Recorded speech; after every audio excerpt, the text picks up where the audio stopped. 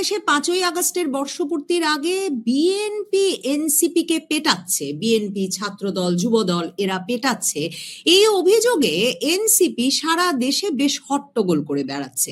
মানে এনসিপির জুলাই পদযাত্রা চলছিল, এ সময়ে হবিগঞ্জ থেকে এই সংঘর্ষের সূত্রপাত, এরপর হামলা পাল্টা হামলা, মামলা পাল্টা মামলা সবই চলছে। কিন্তু মনে হচ্ছে যতটা শিরোনাম হচ্ছেন এর ফলে সার্জিস নাসিরউদ্দিন পাটোয়ারির মতো এনসিপি নেতারা, ততটা রাজনৈতিকভাবে গুরুত্বপূর্ণ হয়ে উঠছে না তাদের এই মার খাওয়ার ঘটনা। বিএনপি কি সত্যি এনসিপি কে পেটাচ্ছে?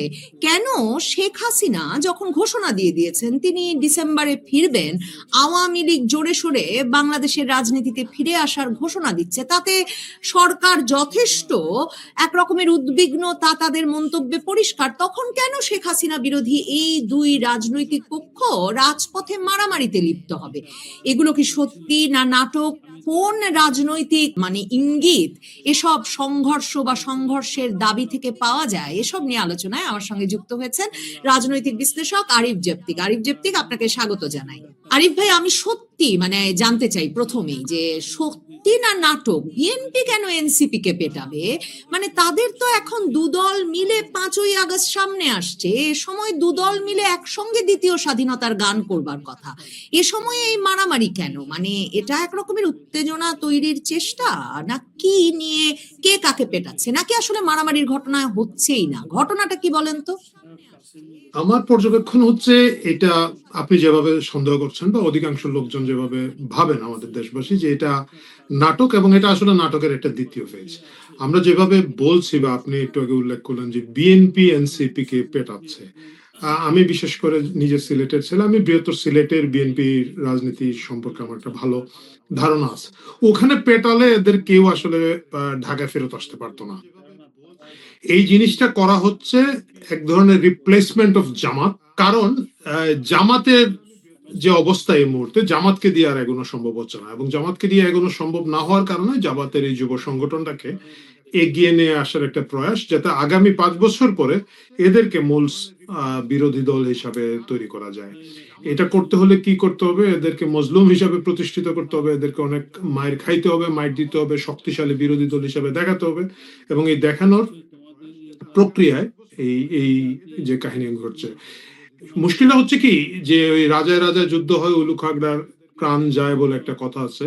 এদের এই নাটকের কারণে কিন্তু আপনি দেখবেন হবিগঞ্জে একজন কিশোরী বলবো, তরুণও না, উনি কিন্তু চোখ হারিয়েছেন, এবং আরো হয়তো বিভিন্ন জায়গায় দু একজন আহত হয়েছেন।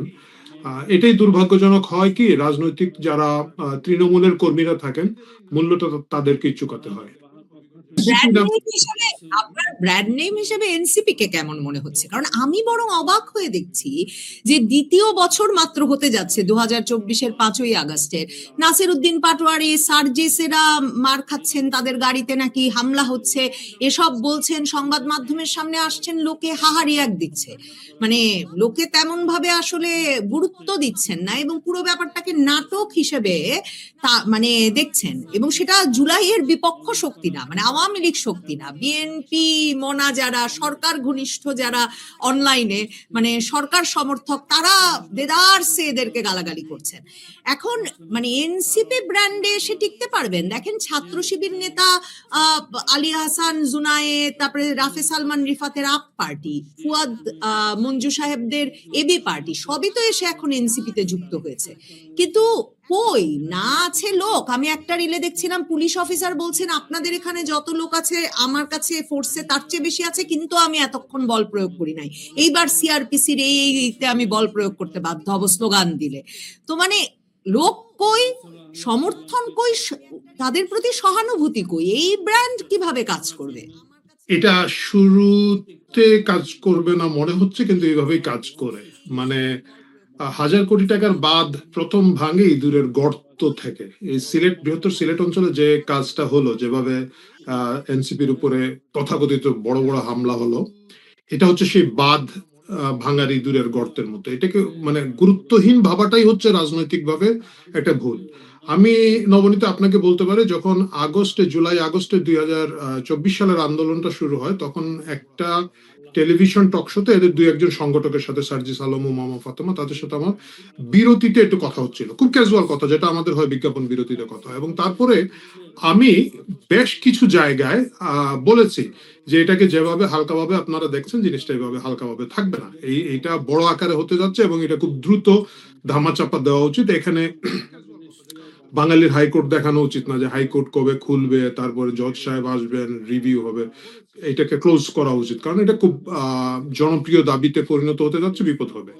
কিন্তু শুরুতে যদি আপনি দেখেন, শুরুতে এটা কিছুই না, মানে ঢাকা বিশ্ববিদ্যালয়ের কয়েকটা ছেলে বলছে কি কোটার বিরুদ্ধে, কোটা সরকার বলছে আমরাও কোটার বিরুদ্ধে, তোমরাও কোটার বিরুদ্ধে, আদালতে কোটা দিছে, আচ্ছা আমরা ডিল করব জিনিসটা। তাহলে আসলে কোনো আন্দোলন জমার কিছু নাই, সরকার তো না করছে না, কিন্তু এই আন্দোলন জমেছে, এই আন্দোলন একটা বিরাট মোমেন্টাম পেয়েছে, শত শত লোক প্রাণহানি ঘটেছে এর মাধ্যমে, এবং শেষ পর্যন্ত কি হয়েছে আমরা জানি।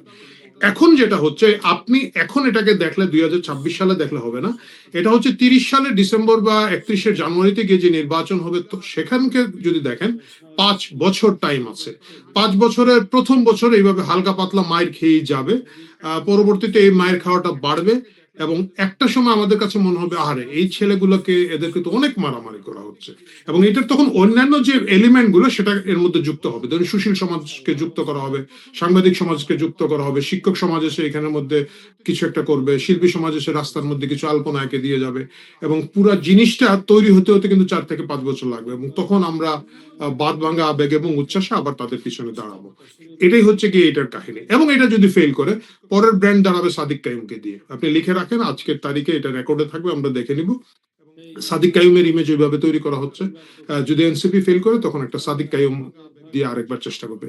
এটাই হচ্ছে জামাতের প্রসেস, এবং তারা তাই করে থাকে। মানে কিন্তু বিএনপি এই ফাঁদে পা দিচ্ছে কেন? বিএনপি তো মামলাও করেছে, মোবাইল চুরির মামলা। আজকে দেখলাম জামায়াতের আমির বলেছেন তাও দামি ফোন চুরির মামলা দিয়েছে, উনি খুশি যে মানে ভুয়া মামলা, এবং তারা ভুয়া মামলার বিরুদ্ধেও খুব বলছেন যে শেখ হাসিনার আমলের মতো মিথ্যা মামলা শুরু করেছে তারেক রহমান সরকারও। বিএনপি এই ফাঁদে পা দিচ্ছে কেন? আর আমি যেটা সবচেয়ে আমার কাছে বিস্ময়কর লাগছে, মানে এরা যে শেখ হাসিনা যে বলেছেন যে উনি ডিসেম্বরের মধ্যে ফিরবেন এবং দলে বলে ফিরবেন, এটা নিয়ে যে একটা উদ্বেগ, অস্বস্তি, মানে মুখে যতই বলুক এগুলো রাজনৈতিক স্টানবাজি, কিন্তু এটা যে আছে তা তো মানে সত্যি। নিজেরাই মাঝে মাঝে বলছেন এজন্য জুলাইয়ের শক্তিকে ঐক্যবদ্ধ থাকতে হবে, কিন্তু এই যে জুলাইয়ের শক্তির ঐক্য প্রকাশ্যে একরকমের ভেঙে দেওয়াটা দেখানো, এর মধ্যে রাজনৈতিক ফায়দাটা কি? মানে এবং এরকম স্লোগান দিতে থাকলে, এরকম অভিনয়ের বা নাটকের পাল্টা মামলা পাল্টা হামলা করলেও কি ঐক্যটা আসলে থাকবে? প্রথম কথা হচ্ছে ঐক্যটা আছে, ঐক্যটা থাকবে, এবং এই ঐক্যটা যখন প্রয়োজন হবে তখন ঠিকই আনা হবে। একটা জিনিস আপনি খেয়াল করে দেখবেন, দীর্ঘদিন ধরেই অনেক রাজনীতি করা হচ্ছে। বিএনপি রাজনীতি করছে, জামাত রাজনীতি করছে, এনসিপি কে আলাদা ধরলাম, তারাও রাজনীতি করছেন, বামরা রাজনীতি করছেন, কিন্তু যখনই শেখ হাসিনা একটা কথা বলছেন, একটু বড় একটা স্টেটমেন্ট দিচ্ছেন, পুরো রাজনীতিটার স্পেসটা শেখ হাসিনা এবং আওয়ামী লীগ দখল করে ফেলছে। এইটা কিন্তু একটা উদ্বেগের জায়গা। এটা যদি আমি বিএনপির দৃষ্টিভঙ্গি থেকে দেখি, এটা কিন্তু একটা উদ্বেগের জায়গা, যে একটা রাজনৈতিক দল যেটাকে আমরা একবারে ক্র্যাশ করে ফেললাম, যেটার একেবারে বাড়ি ঘর হাজার হাজার লোকজন আমরা বাস্তুচ্যুত করলাম, জেলে দিলাম, এদের কিন্তু এই মিডিয়া মোমেন্টাম এবং মিডিয়া অ্যাটেনশন পাওয়ার কোনো কারণ নাই, কিন্তু এটা পাচ্ছে। এবং শেখ হাসিনা যেই মাত্র বলেছেন যে উনি বাংলাদেশে ফিরতে চান বা ফিরবেন, এরপর থেকে আনটিল ডিসেম্বর, উনি ফিরবেন কি ফিরবেন না জানি না, কিন্তু আনটিল ডিসেম্বর এইটা একটা বিরাট টপিক। মানে আপনি দেখেন প্রতি সপ্তাহে আপনি আলাপ করছেন, আমি আলাপ করছি, আরেকজন আলাপ করছে, ঘুরে ফিরে শেখ হাসিনাকে এবং তার দেশে ফেরাকে নিয়ে আলাপ হচ্ছে। এই রাজনৈতিক জায়গা থেকে শেখ হাসিনাকে সরিয়ে ফেলতে হলেও কিন্তু একটা নতুন ভিন্ন ধরনের রাজনীতি তৈরি করার প্রয়োজন আছে, যেটা একটু আলাপের মধ্যে আসবে, যেটা যে নিউজটা দিয়ে আসলে শেখ হাসিনার নিউজটাকে সরিয়ে দেওয়া যাবে। এবং সেই নিউজ আপনি যেভাবে দেখেন, জামাতের লোকজন হাতে নাতে বিভিন্ন জায়গায় কিশোরী এবং বালক নিয়ে ধরা পড়ার মাধ্যমে রাখা যাবে না। ওইটা হয়তো আপনি একদিন রাখতে পারবেন। একটু দীর্ঘস্থায়ী দরকার, এবং দীর্ঘস্থায়ী করার জন্য একটা তথাকথিত রাজনৈতিক প্রতিপক্ষ তৈরি করা হচ্ছে। এটা একটা ভালো স্ট্র্যাটেজি আমি মনে করি, যে স্ট্র্যাটেজিটা এর আগে আওয়ামী লীগ করতে ভুল করেছিল, পারে নাই। তারা জাতীয় পার্টিকে একটা বিরোধী দল বানিয়েছিল, কিন্তু এদেরকে মন্ত্রী রেখেছিল এবং এদেরকে চামচা বানিয়ে রেখেছিল। কিন্তু যদি এমন হতো যে জাতীয় পার্টি এবং আওয়ামী লীগ সারা দেশে পিটাপিটি হচ্ছে বা এক ধরনের ঝড় বিদ্বেষের মধ্যে, তাহলে বিরোধী দলের যে আকাঙ্ক্ষাটা সাধারণ মানুষের মধ্যে ছিল, এটা অনেকটাই জাতীয় পার্টির মাধ্যমে, জাতীয় পার্টি না হোক অন্য যে কোনো পার্টির নামে প্রশমিত হতো। এই ভুলটা এবার বিএনপি করছে না। বিএনপি এবার একটা সত্যিকারের দেখনেওয়ালা বিরোধী দল তৈরি করেছে, এবং দেখনেওয়ালা বিএনপি বিরোধী দল তৈরি করতে গিয়ে জামাত, বললাম তো, জামাত নিজের ক্যাপাসিটির কারণে এত পারছে না।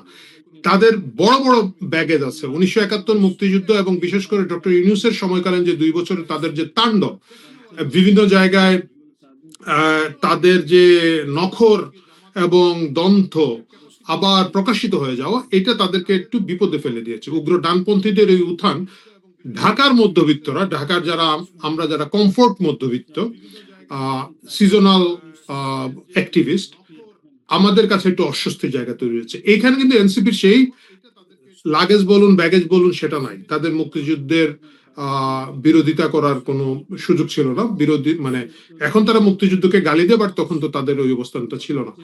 তাদের পকেটে জুলাইয়ের সাকসেসফুল লিডারশিপের একটা ক্রেডিট আছে। তারপরে ধরুন ফাইন্যান্সিয়ালি তারা প্রচুর লাভবান ডক্টর ইউনূসের সময়, এটা আমরা সকলে জানি। সো ফাইন্যান্সের জায়গা থেকে সংগঠনটা খুব ভালো জায়গায় আছে। সবকিছু মিলে ইটস এ গুড চান্স। এবং এরা ভার্সাস বিএনপি দেখিয়ে যেতে পারলে নিউজ থেকে বাকিদেরকে সরিয়ে রাখা যায়। মানে এনসিপি আরো ফুলে ফেপে উঠবে, এটা বলছেন আপনি? তারা চেষ্টা এটাই করবে, আপনার প্রেডিকশন? তারা চেষ্টা করবে। ফুলে ফেপে উঠবে কি উঠবে না সেটা অন্য কথা। কারণ আপনি যেটা বলেছেন যে জনগণ এখন হা হা হা হা রিয়েক্ট দেয়, এবং এই রিয়েক্টটা দেয় কেন? কারণ হচ্ছে যে নাটক আবার পাবলিক বুঝে। আপনি একটা জনগোষ্ঠীকে সারা জীবনের জন্য বেকুব বানিয়ে রাখতে পারবেন না। একটা কথাই আছে যে আপনি কিছু লোককে সারা জীবন বোকা রাখতে পারবেন, সকল লোককে কিছুক্ষণের জন্য বোকা বানিয়ে রাখতে পারবেন, সকল লোককে সকল সময়ের জন্য বোকা বানিয়ে রাখতে পারবেন না। এখন তারা চেষ্টা করছে সকল লোককে সকল সময়ের জন্য বোকা বানিয়ে রাখা, এটা সম্ভব হবে না। আপনি দেখবেন আমরা বলছি এনসিপির উপরে হামলা হচ্ছে, কোথায় এনসিপির উপর হামলা হচ্ছে? সবখানে তো দেখি তাদেরকে গিয়ে পিসি দিয়ে উদ্ধার করা হয়, নাহলে পুলিশের গাড়ি দিয়ে উদ্ধার করা হয়। তারা নিরাপদে থাকে, মাইর তো খায় স্থানীয় যারা আছে। যে আপনি হবিগঞ্জে যে ছেলেটার চোখ হারালো, বা আরো 2-1 জন যারা এখানের মধ্যে আহত হয়েছেন, অন্যান্য জায়গায় আসলে এরকম গুরুত্বপূর্ণ আহত কেউ দেখি নাই। অনেক কষ্ট করে দেখলাম নাসিরউদ্দিন পাটোয়ারি বা সার্জিস আলম হাত তুলে একটু একটা দাগ টাক দেখায় মশার কামড়ের মতো। এটা হচ্ছে মায়ের খাওয়া। এটা কি মায়ের খাওয়া? মায়ের খাওয়া তো এটাকে বলে না। মায়ের খাওয়া তো হচ্ছে মতিয়া চৌধুরীকে সাপের মতো পিটিয়ে রাস্তার মধ্যে ফেলে রাখা। ওইটা তো হচ্ছে মায়ের, ওইটা তো বিএনপি ওই মায়েরটা দিয়ে দেখাইছে, তাই না? সো এইটা তো মায়ের না। তো এটা দেখলে লোকজনের হাসি পেতেই পারে। আপনি যেটা বললেন যে লোকজন হচ্ছে না, সিলেটে একটা জায়গায় লোক হয়েছে, সেটা হচ্ছে কানাইঘাটে। কানাইঘাট কোন জায়গায়? কানাইঘাট হচ্ছে সিলেট 5 আসন। সারা জীবন এইটা জামাত এবং জামাত জোটের যে সংগঠনগুলো আছে তাদের শক্ত হোল্ড। এবারও তাই। এখানের মধ্যে গোটা সিলেটে একটা আসনই জামাত জোট পেয়েছে, এটা ওই আসন, এবং ওইখানে আপনি দেখবেন লোকজন হয়েছে। সো ওই ধারা বলেন, ওই রক্তের টান বলেন, হৃদয়ের টান বলেন, ওই সাংগঠনিক সাপোর্টটা ওরা এখানে জামাত দিতে পেরেছে, ওইখানে কিন্তু লোক দিয়েছে তারা।